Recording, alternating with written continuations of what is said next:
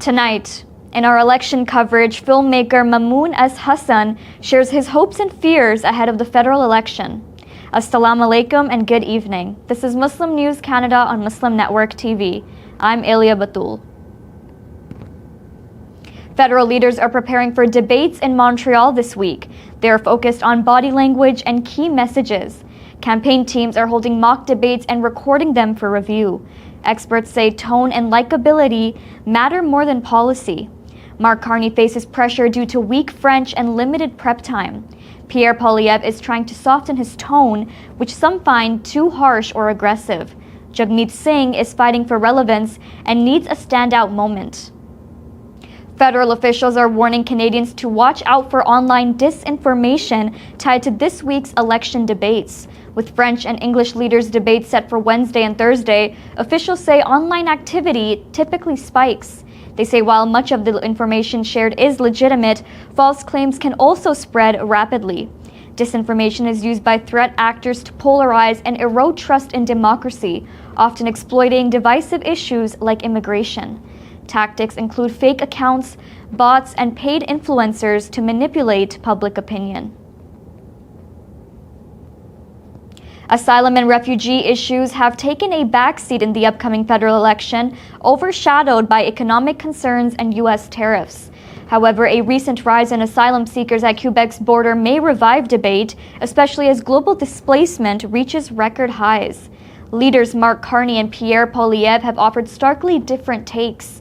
Carney criticizes U.S. policies, while Poilievre calls his claims bogus. Generation Z and Millennials now form the largest voting bloc in Canada, yet only 47% of young voters cast a ballot in the last federal election. With early voting open on campuses, the nonpartisan group New Majority is working to close that gap. They say access and motivation, not apathy, are the main hurdles. Top concerns for young voters include affordability, mental health, climate change, and a rising focus on Canadian sovereignty. Religious charities are raising alarm over a new parliamentary report. It recommends removing charitable status from anti-abortion groups and also calls for ending the advancement of religion as a charitable purpose. These are listed as recommendations 429 and 430 in the Finance Committee's pre-budget report. Over 40% of Canadian charities are religious. The Finance Minister is not required to act, but the proposals could lead to future legislation. No major party has opposed the recommendations. Faith groups are urging Canadians to contact their MPs now to stop the recommendations from turning into legislation. Now, a special interview from filmmaker Mamoun Hassan, who shares his views on the upcoming federal election.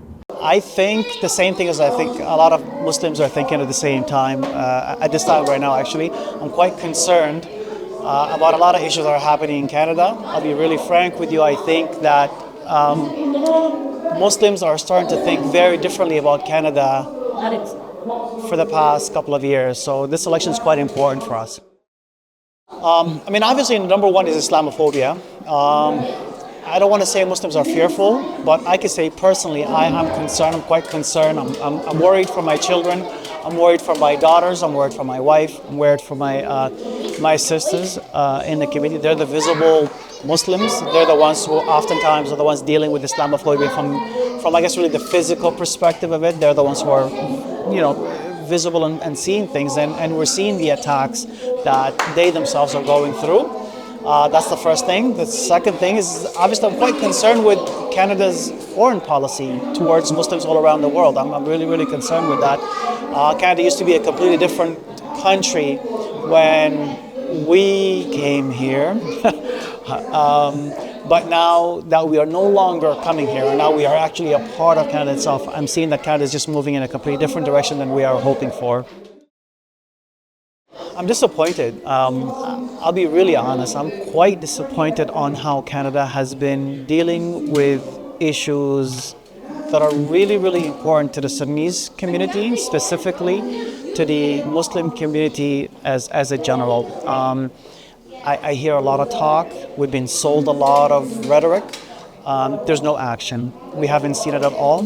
I don't know if you want me to speak specifics or not, but when it comes to the actual Sudanese crisis that has happened, it's the most largest, I want to call it crisis in the world right now, with more than 13 million displaced refugees. That is much larger than the Ukrainian crisis, which is, that's what we hear about. Rightfully so. We should be talking about that as well. But the double standards are quite deafening. They're really, really problematic for us. We have been asking the Canadian government to help us from a political perspective.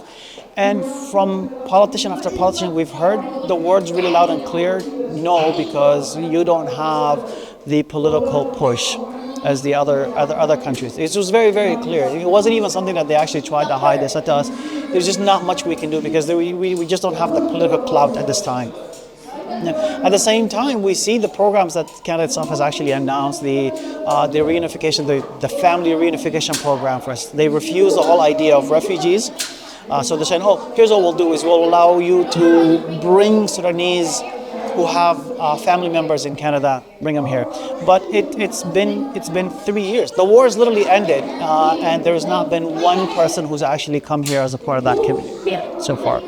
We've spoken to the news, we've spoken to, and again, what we keep hearing, we're being sold lies after lies after lies. And not just from one party. I'll be really honest as well. I don't want to say it's just the Liberal government. Even the Conservatives are not doing much about it. And the NDP is also not doing much about it because I don't think... I don't know how much you have time for this, but if I want to analyze this, I just know the fact that there is no real value to us in terms of numbers, in terms of finances, in terms of all this.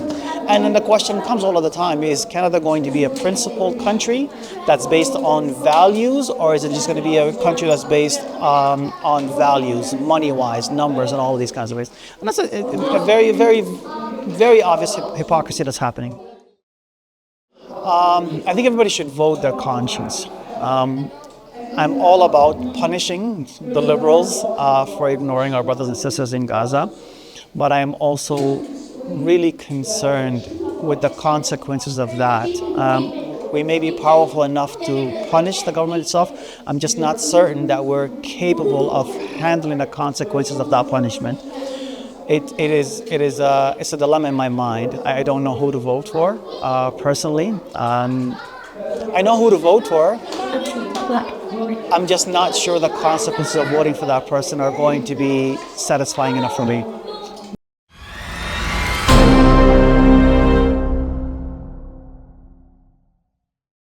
That's all from our Toronto studios.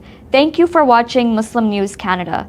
We are a community channel dedicated to bringing you stories you can trust. Please like, share, and subscribe to our content. You can also comment to let us know what you think of our coverage. You can donate now by visiting muslimnetwork.tv/donate. For more content, keep watching Muslim Network TV.